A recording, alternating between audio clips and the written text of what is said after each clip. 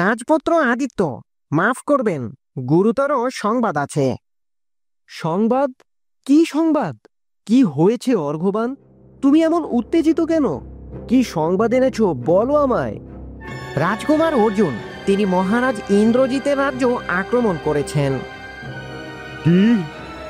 আমি তোমাকে আগেই বলেছিলাম এখনই সময় রাজ্যটা হাতিয়ে নাও। দেখলে তো আদিত্য, তুমি কিভাবে রাজ্যটা হাতছাড়া করে ফেললে। বাবা, এ আপনি কি বলছেন? রাজ্য হাতছাড়া হওয়ার দুঃখ হচ্ছে আপনার, অথচ সেটা আপনার সব থেকে কাছের বন্ধু রাজ্য ছিল। এটা নিয়ে আপনার আফসোস হচ্ছে না? না না না, এসব কিচ্ছুরই আফসোস হচ্ছে না আমার। বলো অর্ঘবান, আর কি খবর নিয়ে এসেছো? রাজকুমার অর্জুন রাজ্য হাসিল করার জন্য নয়, অন্য কোনো কারণে রাজ্যে আক্রমণ করেছিলেন। রাজকন্যা ঈশিতা তার সঙ্গে যুদ্ধ করেছেন, কিন্তু কিন্তু কিন্তু কি সেনাপতি? কিন্তু কি? কি হয়েছে? ঈশিতার কি কিছু হয়েছে? জি রাজকুমার, তিনি পরাজিত হয়েছেন। রাজ্য দখল হয়ে রাজকুমার অর্জুনের হয়ে গেছে এবং রাজকন্যা ঈশিতাকে বন্দি করা হয়েছে। এখন রাজ্য অর্জুনের দখলে। কিন্তু আজব বিষয় হলো, এই দখল সেই দখল নয়। এখানে সবাই আগের মতো আছে, শুধু রাজকন্যা ঈশিতাকেই বন্দি করা হয়েছে। না, ওর এত সাহস কি করে হয়? ঈশিতাকে বন্দি করেছে, তাতে তোমার এত রাগ আর ক্ষোভ কেন? তুমি তো অবনীকে ভালোবাসো। হ্যাঁ বাবা, আমি অবনীকে ভালোবাসি জন্যই আমার ঈশিতার প্রতি দায়িত্ব আছে। কেননা অবনী সব সময় চেয়েছে ঈশিতা নিরাপদে থাকুক, আর আমি অবনীকে প্রতিশ্রুতি দিয়েছিলাম তার আপন বোন ঈশিতার খেয়াল রাখবো। কিন্তু এখন ও বন্দি, আর আমি চুপ করে থাকবো? আদিত্য, বুঝে কথা বলো। না বাবা, এটা হতে পারে না। আমি ওকে বাঁচাবো। অবনী তার বাবাকে যে কথা দিয়ে গেছে, আমি তার মর্যাদা রাখবো। আমার রক্তের সম্পর্ক না হোক, কিন্তু এখন আমি ওর রক্ষাকর্তা।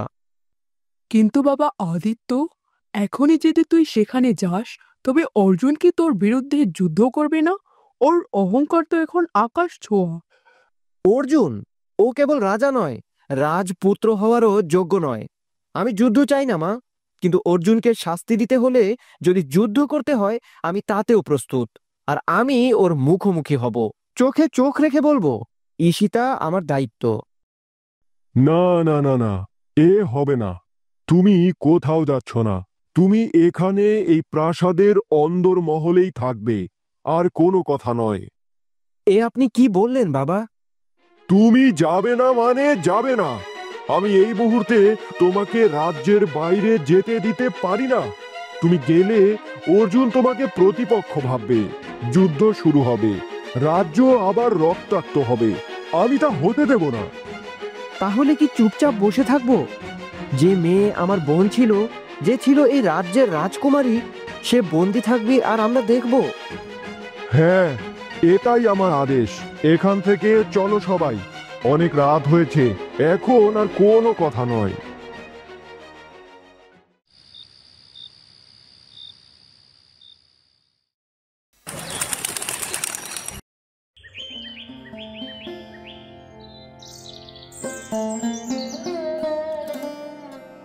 নিজেকে কেমন অদ্ভুত লাগছে।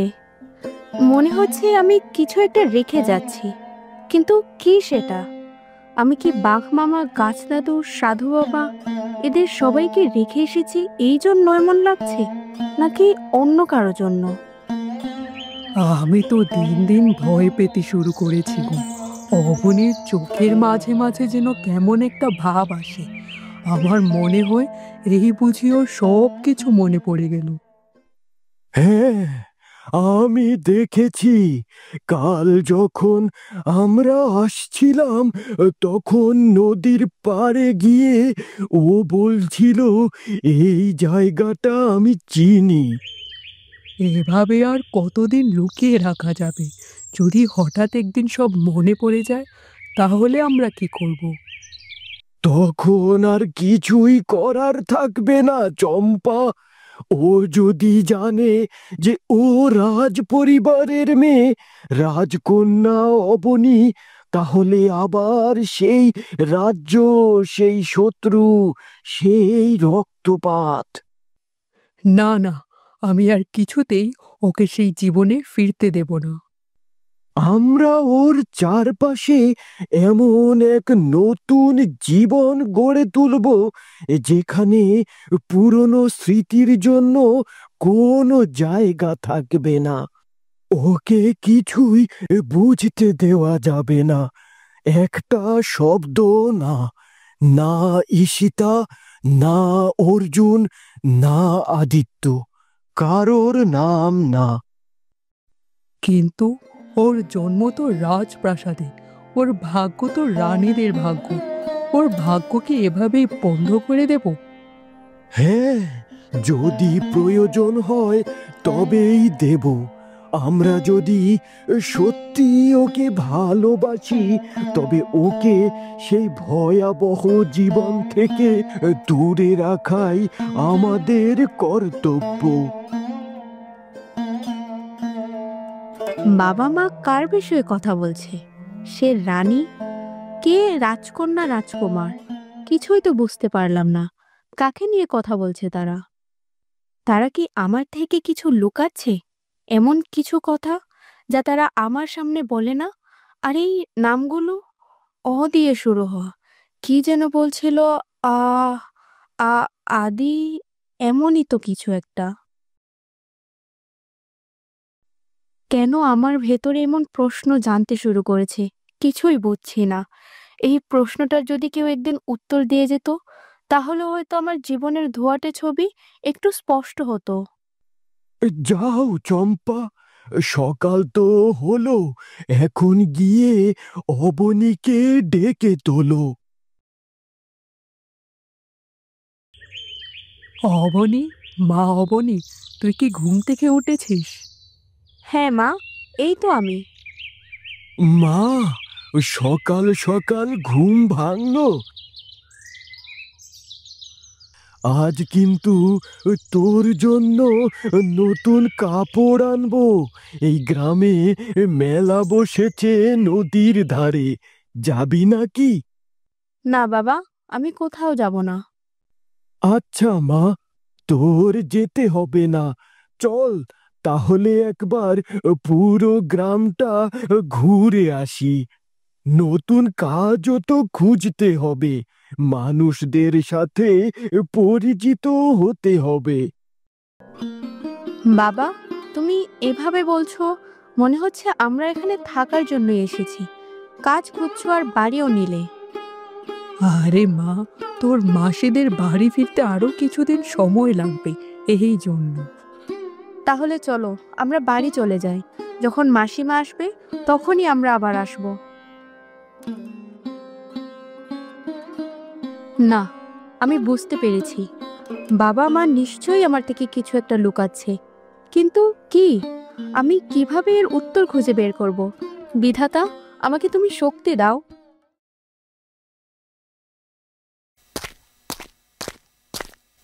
থামো আদিত্য, কোথায় যাচ্ছ তুমি? বাবাকে যদি বলে দেই তবে সে তো আমায় যেতে দেবে না, কিন্তু আমারও কিছু করার নেই, যেতে তো আমাকে হবেই, আর মিথ্যা কথাও বলতে পারবো না। কি হলো আদিত্য? আমি তোমায় কিছু জিজ্ঞেস করছি। বাবা, আমি যাচ্ছি ঈশিতাকে উদ্ধার করতে। ও এখন বন্দি, আর আমি প্রতিশ্রুতি দিয়েছিলাম ওর খেয়াল রাখবো। অবনী আমাকে সেই দায়িত্ব দিয়ে গেছে, আর আমি তা রক্ষা করব। একজন রাজকুমার কখনোই এমন অহেতুক প্রতিশ্রুতি নয়, বরং রাজ্যের স্বার্থ দেখে। অর্জুনকে দেখো, সে যা করেছে সেটাই ঠিক। ও একটা কাপুরুষ, আর আপনি ওকে রাজকুমার বলছেন? ছি বাবা, ছি! আমি কিছুতেই ওকে ছাড়বো না। শোনো আদিত্য, অর্জুন এখন অনেক শক্তিশালী। ওর সঙ্গে যুদ্ধে জড়াতে যাওয়াটা শুধু পাগলামি নয়, রাজ্যদ্রোহও বটে। তবে আপনি কি চাইছেন?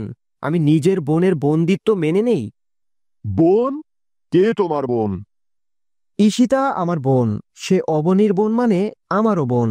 আমাকে আগে এই রাজ্যের রক্ষক হতে হবে না, বরং আগে হতে হবে একজন মানুষ, একজন ভাই, একজন প্রেমিক। আমি অবনীর হয়ে কথা দিচ্ছি, ঈশিতাকে ফিরিয়ে আনবই আনবো। কি? তাহলে তুমি আমার কথা অমান্য করবে? আমি কি এখনো এই রাজ্যের রাজা নই? হ্যাঁ, আপনি রাজা, কিন্তু আমি রাজকুমার হওয়ার পাশাপাশি একজন মানুষও, আর এটা আমার দায়িত্ব। আদিত্য ঠিক বলছে, ঈশিতা আমাদেরই আপনজন। ওর অপমান মানে আমাদের অপমান। আর মহারাজ, আপনি আপনি ওকে জোর করে থামিয়ে কি অর্জুনের পদতলে মাথা ঝোঁকাতে চান? তুমি জানো না রানী, অর্জুন এখন রাজ্য নিজের করে নিয়েছে। এখন আদিত্য গেলে সবাই ওকে শত্রু ভাববে, যুদ্ধ হবে। আমি তা হতে দিতে পারি না। যুদ্ধ যদি হয় তবে হোক মহারাজ। রাজকুমার আদিত্য তো একা নন, আমরা তার পাশেই আছি। অর্গবান, তুমি সীমা অতিক্রম করছো। আমি সত্যি বলছি মহারাজ। আমি বুঝলাম না বাবা, আপনি এমনটা কেন করছেন? আমি তো যুদ্ধের জন্য যাচ্ছি না, আমি যাচ্ছি একজন বন্দি নারীর পাশে দাঁড়াতে। আমি আর থামছি না, আমি যাচ্ছি। না, আমি কিছুতেই আদিত্যকে যেতে দিতে পারবো না। আমাকে যে করেই হোক ওকে থামাতেই হবে। হ্যাঁ, পেয়েছি। আমি বরং অসুস্থ হওয়ার অভিনয় করি। তুমি তুমি যদি এখনই না থামো। আদিত্য! মহারাজ, এ কি হলো আপনার? মহারাজ উঠুন, কি হলো আপনার? সেনাপতি, জল আনো। বাবা, আপনি ঠিক আছেন তো? অর্ঘবান, তাড়াতাড়ি বাবাকে ধরো। মা অবনী, বস এখানে এসে। ওখানে দাঁড়িয়ে কি করছিস? কিছু না বাবা, কিন্তু এই বকুল গাছটা দেখতে ভীষণ ভালো লাগে। দেখো এতে কত বকুল ফুল, এটা দেখে আমার অনেক কিছু মনে পড়ে যায়। মা, ও ও অবনী, কি মনে পড়ে তোর? এই তো বাবা, ছোটবেলায় তোমার সাথে কাঠ কাটতে গিয়ে একটা বকুল গাছ দেখেছিলাম, তোমার মনে নেই? হ্যাঁ মা, মনে আছে। আমি তো ভয় পেয়ে গিয়েছিলাম। আমি তো ভেবেছিলাম তোর হয়তো আদি। আর একটু হলেই তো আমি আদিত্যের কথা বলে দিচ্ছিলাম। কি বাবা? ও কিছু না মা, চল মা, একটু ওই গ্রামটা ঘুরে আসি, দেখি কত সুন্দর এই গ্রাম। হ্যাঁ বাবা, চলো। ওই যে ময়না, ওই দেখ, ওরাই নাকি আমাদের গ্রামে নতুন থাকতে এসেছে। মা, মেয়ে আর বাপ, তিনজনের সংসার। মেয়েটার চেহারা কি মায়াবী! দেখ দেখ। হ্যাঁ, কালকে দুপুরে দেখি তিনজন নতুন মুখ। তোমাদের ভাইও নাকি ওদের মাস্টার মশাইয়ের বাড়িটা দেখিয়ে দিয়ে এসেছে। কথাবার্তা নাকি বেশ ভালো, কিন্তু মেয়েটা কেমন জানি রাজবংশী ও রং ঢং, চোখ মুখ কেমন মায়াবী। হ্যাঁ, তা তো আমিও দেখলুম। তখন একবার গামছা শুকুতে দিতে গিয়ে দেখি মেয়েটা উঠানে একা বসে আছে, আর চেয়ে আছে মাস্টার মশাইয়ের সেই বকুল গাছের দিকে। তা চলো না, একদিন ওদের বাড়ি যাই, গিয়ে মা মেয়ে দুজনের সাথে দেখা করে আসি। ঠিক আছে, আজকে সন্ধ্যায় যাব, চল। কি দেখছেন রাজবৈদ্য? কেমন আছে বাবা? জানি না কি হলো, হঠাৎ করে যে জ্ঞান হারালো। রাজা মশাইয়ের তেমন কিছুই হয়নি। তিনি শারীরিকভাবে একদম সুস্থ আছেন। তাহলে কি হয়েছে তার? তিনি হয়তো মানসিকভাবে কিছু নিয়ে খুব দুশ্চিন্তায় আছেন। এই জন্যই হঠাৎ করেই জ্ঞান হারিয়ে ফেলেছেন। তাহলে এখন উপায়? রাজামশাইয়ের জ্ঞান ফিরবে কখন? খুব তাড়াতাড়ি হয়তো জ্ঞান ফিরবে। আপনারা কেউ চিন্তা করবেন না রানীমা। যদি সে চোখ খুলে তাকায়, তাহলে তাকে এমন কিছু বলবেন না যাতে তার চিন্তা আরো বেড়ে যায়। ঠিক আছে বৈদ্যমশাই, আপনি তাহলে এখন আসুন। হ্যাঁ হ্যাঁ, ভালোই হয়েছে, বুদ্ধিটা কাজে লেগেছে। এইবার আদিত্য আর আমার মুখের উপর কথা বলতে পারবে না, আর আমাকে টেনশনও দিতে পারবে না। আমার অসুস্থতার কথা ভেবে ঠিক সে আমার সব কথা মেনে চলবে। বাবার হঠাৎ করে কি এমন হলো? এদিকে আমারও দেরি হয়ে যাচ্ছে, আর বাবারও জ্ঞান ফিরছে না। আপনার কোথায় দেরি হয়ে যাচ্ছে রাজকুমার আদিত্য? তোমার মনে নেই আমি ঈশিতাকে বন্দিদশা থেকে মুক্ত করতে যাব? আমাকে মাফ করবেন রাজকুমার, কিন্তু আপনার কি মনে হয় না আপনার এই কথার কারণেই রাজামশাইয়ের দুশ্চিন্তা বেড়েছে, আর সে এভাবে জ্ঞান হারিয়ে ফেলেছে? কি? এই কথা তো আমি আগে ভাবিনি। তবে কি আমার এমন সিদ্ধান্তের জন্যই বাবার এই অবস্থা? হ্যাঁ আদিত্য, এমনটা হতে পারে। তোমার বাবা তোমাকে অনেক ভালোবাসে, আর তোমাকে নিয়ে অনেক টেনশন করে। কিন্তু মা, আমাকে তো যেতেই হবে। রাজকুমার আদিত্য, আপনি যান, কিন্তু তাকে না জানিয়ে যান। আগে তার কথা শুনুন, কেননা শুনলেন তো রাজবৈদ্য কি বললেন। হ্যাঁ বাবা আদিত্য, অর্ঘ্যপান ঠিকই বলছে। চলো এখন তার কাছে যাওয়া যাক। মহারাজ, আপনি ঠিক আছেন? আ- আ- আমি কোথায়? বাবা, আপনি ঠিক আছেন বাবা? আদিত্য, তুমি যদি আজ যাও, আমি আর বাঁচব না। আদিত্য, তোমাকে হারালে আমার রাজ্য থাকবে না, আমি নিজেও না।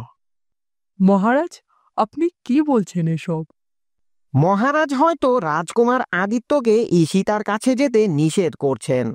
উনি হয়তো এখনো ঘোরে আছেন। আদিত্য, তুমি কোথাও যেও না আদিত্য। আমি বাবাকে আঘাত দিতে চাই না, কিন্তু আমি যদি আজ না যাই তাহলে আমি আমাকেই হারাবো। আমার নিজের কাছেই আমি ছোট হয়ে থাকব। থামো, থাকো, আমার জন্য, রাজ্যের জন্য। আদিত্য, যেও না তুমি আমার পুত্র, আমার সাথেই থাকো। আমি থাকবো বাবা, আমি যাব না।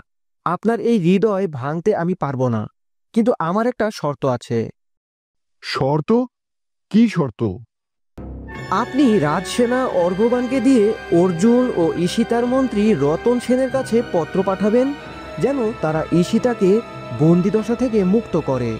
আর তারা যদি এই কথার অমান্য করে, তবে আমি কারো কথাই মানব না বলে দিলাম।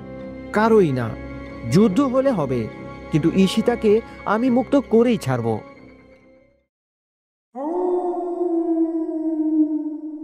বাবা, কি থেকে কি হয়ে গেল? এই তো তোর খানা। আজ আর সোনার উপর পাতে রাজভোজ নেই।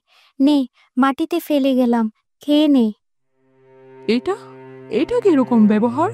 আমি রাজকন্যা, হা হা হা হা। রাজা তো মরে গেছে, আর এখন রাজকন্যা অবনীয় নেই। তুই কোথাকার রাজকন্যা? তুই সামান্য একজন দাসী হয়ে আমার সাথে এমন ব্যবহার করছো? হা হা হা। দাসী? এখন তুই দাসী, আর আমি তোর মালিক। আগে আমাদের সাথে কেমন ব্যবহার করতে তোর মনে নেই? সামান্য একটা গ্লাস হাত থেকে পড়ে গিয়েছিল, সেই জন্য তুই আমাকে বেত দিয়ে আঘাত করেছিলি। মনে নেই তোর? তখন তুই রাজকন্যা ছিলি, কিন্তু আজ আর কেউ না। তুই বন্দি, তুই দোষী। এখন ভোগ কর রাজ্য শাসনের স্বাদ। হা হা হা। আমি আমি তো শুধু সবাইকে আমার দিকে রাখতে চেয়েছিলাম, কিন্তু আমি তো কখনো তোমাদের সাথে অবিচার করিনি। হা হা হা। তুই কি করেছিস তোর মনে নেই? আমার মা তোর রাজসভার বিচার চাইতে এসে ফিরেছিল অপমান নিয়ে। আমার ভাই রোজগার না পেয়ে নদীতে ঝাঁপ দিয়েছিল। তুই তো আমার পরিবারের সাথেই অনেক অবিচার করেছিস। তাহলে ভাব, পুরো রাজ্যের মানুষদের সাথে তুই কি করেছিস। আ- আমি আমি জানতাম না। আমি তো শুধু রাজ্য ঠিক রাখতে। তোর ঠিক রাখা মানেই শুধু ভয় আর সাজা ছিল। আজ তুই অসহায়। এই প্রথম হয়তো তুই অনুভব করছিস আমাদের ভয় কেমন ছিল। আমি ভুল করেছি। আমি রাজ্য শাসন করতে গিয়ে আমার বিবেক হারিয়ে ফেলেছিলাম। আদিত্য, অবনী, সবাই আমায় সাবধান করেছিল, কিন্তু আমি তো শুধু জিততে চেয়েছিলাম, ভালোবাসতে নয়। তাই আজ আমি হেরে গেছি, আমি হেরে গেছি নিজের কাছে।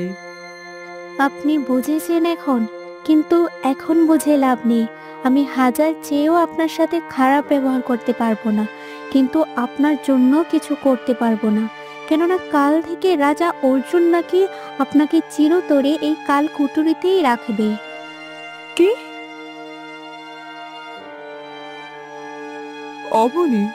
হ্যাঁ, অবনী পারে একমাত্র আমাকে এই পরিস্থিতি থেকে মুক্তি দিতে, কিন্তু ও তো আর বেঁচে নেই। আমি তো নিজ হাতে ওকে হত্যা করেছিলাম, এই হাতে।